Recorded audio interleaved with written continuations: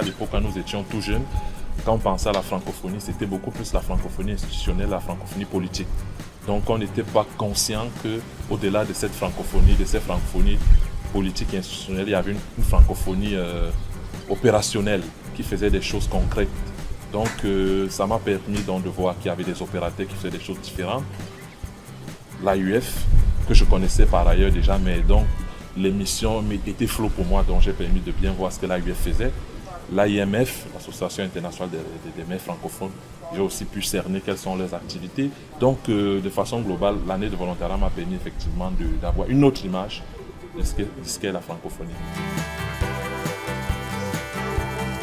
Aujourd'hui, je peux voyager dans tous les pays. Je suis sûr que dans un aéroport, il y aura quelqu'un qui viendra m'accueillir parce qu'effectivement, on a pu avoir des amis vietnamiens, cambodgiens, du Laos, de Madagascar, dans toute l'Afrique francophone, d'Europe de l'Est. Donc c'est ça.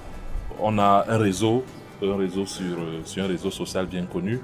On échange, on essaie de suivre comment évoluent les carrières des uns et des autres. On essaie de partager les expériences, on essaie de continuer à garder le contact.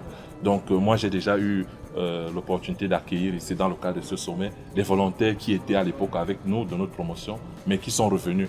Donc ça fait qu'un Canadien qui arrive à Dakar n'aura pas de problème. Tout comme un Marocain qui arrive à Yaoundé, il rencontrera d'autres volontaires là-bas. Donc c'est aussi ça, cette chance de savoir qu'au-delà de la mission de volontaires que nous avons eue ensemble, des liens étroits sont restés.